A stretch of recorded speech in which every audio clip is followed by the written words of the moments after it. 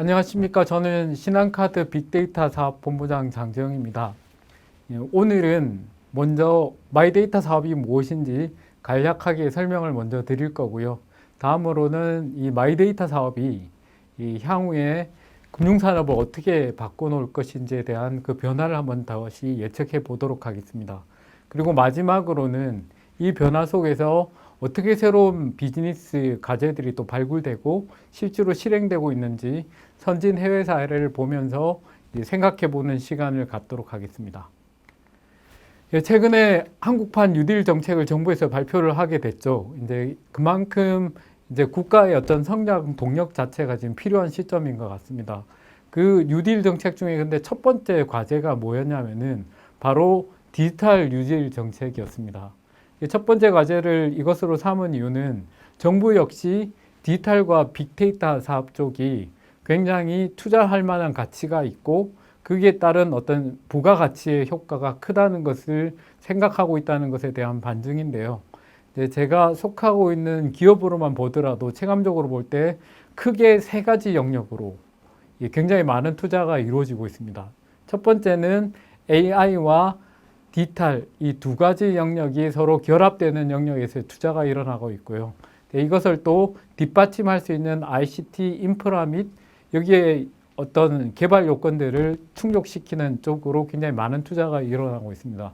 근래 제가 직장 생활하면서 이렇게 많이 이 영역에 어떤 투자와 인적, 물적 투자가 집중되는 경우는 거의 사실 없었던 경우인데요. 지금 최근에 코로나 사태를 기점으로 해서 가장 그 투자에 대한 관심도가 최고조에 이르지 않나 그런 생각이 듭니다. 자, 오늘 앞서 말씀드린 대로 이제 마이데이터 사업이 무엇인지 이해하기 위해서는 올해 10월에 이제 입법돼서 시행되고 있는 데이터 3법에 대한 이해가 먼저 좀 필요한 것 같아서 간단히 설명드리도록 하겠습니다. 데이터 3법이란 세 가지 법을 말하는데요. 우선 개인정보보호법, 다음으로는 개인통신망 이용 촉진 및 정보 보호 등에 관한 법률, 그리고 마지막으로는 신용정보의 이용 및 보호에 관한 법률, 이 세 가지를 합쳐서 데이터 3법이라고 합니다. 그럼 데이터 3법은 올해 8월에 지금 시행되고 있는 내용이 어떻게 바뀌었는지 주요한 내용을 살펴보도록 하겠습니다. 먼저 비식별 개인정보 활용의 법적 근거를 마련했습니다. 이번 다음으로는 데이터를 기반으로 한 신사업 육성에 관련되어 있는 내용이 포함되어 있고요. 마지막으로는 데이터 활용의 범위가 굉장히 확장되면서 개인정보의 보호에 대한 기준도 매우 강화되는 내용으로 이번에 법률이 개정되었습니다. 이 세 가지 관점에서 하나씩 자세히 다시 살펴보도록 하겠습니다. 먼저 비식별 개인정보 활용의 법적 근거 마련 부분인데요. 여기에서 중요한 부분은 이 법률이 개정되기 이전에는 개인정보라는 개념 하나만 있었습니다. 근데 이번 법률 개정안에는 개념이 세 가지로 확장이 되었습니다. 개인정보, 그리고 가명정보, 익명정보로 개념이 좀 더 세분화되고 명확화됐고요. 이 개념에 따라서 그 데이터를 활용할 수 있는 근거와 기준과 범위가 매우 명확하게 정의되어 있는 부분이 이번 법률 개정의 주요한 포인트인 것 같습니다. 예를 들자면은 이 가명정보 같은 경우에는 통계 작성, 그리고 연구, 혹은 공익적 기록 보존 목적에 의한 목적을 위해서라면은 별도의 동의 절차 없이 활용이 가능하거나 혹은 전문 기관을 통한 비식별화 작업을 거친 다음에는 이종 데이터, 즉 다른 업무 영역의 데이터들을 결합해서 사용할 수 있는 영역이 이번 법률 개정으로 인해서 사용이 가능하게 바뀌었습니다. 다음으로는 오늘 설명드릴 마이데이터 사업을 포함한 데이터를 기반으로 한 신사업 육성안이 포함이 되어 있는데요. 이게 주요한 내용이 크게 두 가지의 골자입니다. 첫 번째는 마이데이터 사업, 두 번째는 CB 사업의 세분화입니다. 원래 신용조회업, 즉 CB업은 원래 개인과 기업 CB 두 가지 사업의 영역만 존재를 했습니다. 근데 이번 법률 개정으로 인해서 개인 사업자뿐만 아니라 비금융정보의 데이터를 활용해서 신용조회업을 영위할 수 있도록 추가로 도입된 부분이 이번에 반영이 되었고요. 오늘 뒤에서 이제 설명을 드릴 마이데이터, 즉 본인 신용 정보 관리업이 도입이 됐습니다. 예, 여기에 대한 내용이 이번에 또 포함이 됐고요. 개인정보 보호 강화 영역입니다.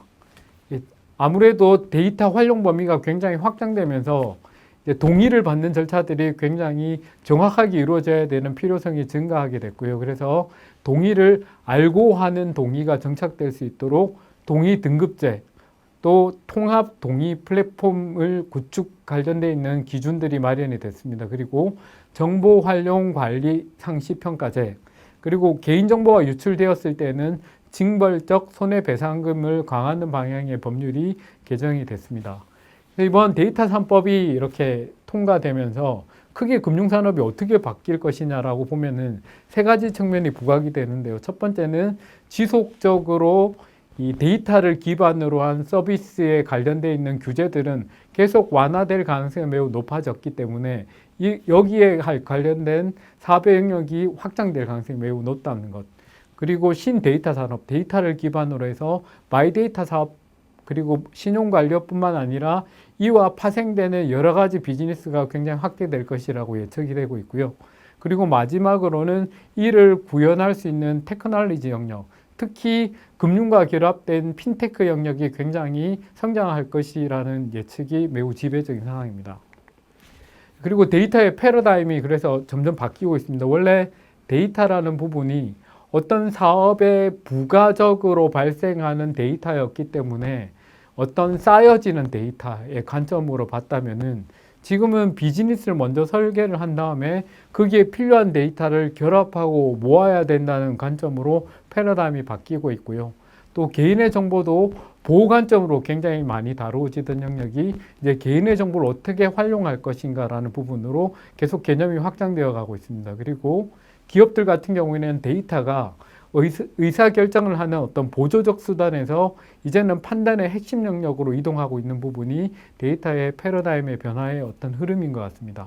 그러면은 이 흐름 자체가 그러면 금융권과 비금융권 산업에 어떤 영향을 줄 것이냐를 이제 사실 큰 축으로만 먼저 말씀을 드리자면은 금융사 입장에서 보면 매우 위협적인 상황입니다. 왜냐하면 금융사들이 독점하던 금융 데이터를 이제는 마이데이터 사업자에게 개방해야 되는 의무를 지게 되었기 때문입니다. 그렇기 때문에 독점적으로 누리던 어떤 수익에 관련된 포지셔닝이 이제 흔들리는 지금 상황인 거죠. 반면에 또 비금융 산업으로 보면은 이제 개방되는 공공정보, 그리고 금융정보를 어떻게 활용해서 나의 비즈니스를 좀 더 단단하게 구축하거나 혹은 새로운 비즈니스 영역으로 확장할 것인가에 대한 부분은 굉장히 큰 어떤 기회 요인으로 이제 작동하게 될 것 같습니다. 그래서 이제 이 배경을 잠깐 설명을 들으시고 본인 신용 정보 관리업에 대해서 간단히 말씀드리도록 하겠습니다. 본인 신용 관리업이라는 것은 마이데이터 사업을 이제 법률적 용어로 풀어서 그렇게 표현을 하는데요. 고객의 금융 정보를 기반으로 해서 본인 신용 정보를 통합해서 조회하는 서비스를 말합니다. 부수 업무로는 정보 계좌를 만들 수 있고요. 프로파일링 대리 행사를 할 수 있습니다. 프로파일링이란 신용평점을 개선하거나 금리 인하를 요구할 수 있는 이 권리 행사를 대리할 수 있도록 되어 있고, 데이터를 분석하고 컨설팅하고 3자에게 제공할 수 있는 사업을 영위할 수 있고, 자산, 재무, 신용관리를 또 할 수 있고요. 또 오픈뱅킹을 포함해서 지급 지시 결제업을 수행할 수 있습니다. 또 겸용 업무로는 투자 자문, 투자 일임 및 금융상품 자문업을 할 수 있습니다. 이렇게 굉장히 광범위한 사업 영역을 하고 있기 때문에 최근에 이제 마이데이터는 인허가 사업인데요. 총 60여 개사가 이 마이데이터 사업 허가를 신청했고 아마 올해 2월까지는 본 허가가 나올 것 같습니다. 그리고 현재는 스크래핑 방식으로 마이데이터 서비스를 제공하는 업체들이 있습니다. 하지만 8월부터는 표준 API 방식으로 해서 이 개인의 정보를 별도의 동의 절차 없이 한 번의 동의로 모아올 수 있기 때문에 본격적인 서비스는 아마 내년 8월부터 시행이 될 예정입니다. 그래서 이것들이 어떻게 그러면은 앞으로 금융산업을 바꿔나갈 것인가 말씀드리자면은 일단 데이터를 기반으로 한 신사업들이 굉장히 활성화되는데 그 기반이 뭐냐면은 기존에는 금융회사들이 금융상품을 만들고 본인들이 만든 상품을 직접 판매를 해왔습니다. 이것을 재판 일치 사업이라고 하는데요. 앞으로는 금융회사들은 금융상품을 만들게 되고 이 판매는 마이데이터 사업자들이 대신 대리할 가능성이 매우 높아졌습니다. 왜냐하면 본인의 금융정보를 한 군데서 모아본다는 것은 본인이 적정한 예금을 들고 있는지, 적절한 금리의 대출을 사용하고 있는지, 혜택이 가장 적합한 신용카드를 쓰고 있는지, 가장 이 금리가 낮은 할부금융 상품을 사용하고 있는지를 한꺼번에 비교가 가능하다는 거죠. 그 비교를 통해서 금융회사에 가장 최적의 상품을 추천할 수 있기 때문에 금융회사로 보면 금융상품의 제조와 판매가 분리되는 현상이 일어날 것 같고요. 여기에서 가장 중요한 두 플레이어가 누가 될 것이라고 예측하냐면 주로 현재 레거시 금융사하고 빅테크사들이 치열한 주도권 경쟁을 할 것으로 예상이 됩니다. 그러면 여기에서 특히 금융권안에서도 마이데이터와 개인사업자 CB사업이 허용이 된 카드사와 그리고 빅테크사의 어떤 경쟁이 주도적으로 일어나게 될 것이고 결국은 경쟁이 격화된다는 것은 그 사이에서 굉장히 많은 투자가 일어난다는 거고 그게 맞는 사업 기회가 굉장히 많이 생길 것이라는 걸 예측이 가능한 거죠. 그 다음으로 또 두 번째로는 금융, 의료, 통신, 에너지 이제 각각의 사업 영역에 있는 이종 데이터들 융복합화 현상이 활성화될 것으로 예측이 됩니다. 왜냐하면 지금 AI, 머신러닝, 블록체인, IoT 같은 기술에는 데이터들이 들어가야 됩니다. 그러면 자체적으로 본인들이 가지고 있는 데이터뿐만 아니라 본인의 사업을 좀 더 레벨업하기에 필요한 데이터들을 서로 결합해서 이 솔루션에다 투입하는 방식의 비즈니스가 굉장히 커 나갈 거고요. 이 시장 역시 그 관점에서 굉장히 커져 나갈 것으로 보입니다. 다음으로는 소비자 데이터 주권 및 기업 책임의 증가가 계속 강화될 예정으로 판단이 됩니다. 그러면은 앞서 말씀드린 데이터 경제가 활성화되면서 저희들보다 먼저 마이데이터 서비스가 런칭됐거나 혹은 데이터 관리에 대한 법률이 이미 개정되어서 다양한 비즈니스를 하고 있는 사례를 한 번씩 살펴보도록 하겠습니다. 먼저 영국의 오크노스 사례입니다. 오크노스사는 어떤 부분이 가장 특화되어 있는 기업이냐면은 바로 자영업자에 대한 서비스가 굉장히 특화되어 있습니다. 이 부분은 앞서 말씀드린 대로 대한신용평가, 그러니까 자영업자들이 금융의 사각지대에 있는 영역을 대한신용평가 체제를 본인들이 구축하고 이 플랫폼에는 자영업자들이 활용할 수 있는 다양한 솔루션들이 제공되면서 그에 따른 금융상품을 판매하고 금융상품뿐만 아니라 그 외에 결제 그리고 이 재고 관리 등의 다양한 솔루션을 계속 확장해 나가면서 성공적인 비즈니스 모델을 구축한 회사입니다. 다음으로는 미국의 캐피탈원 회사입니다.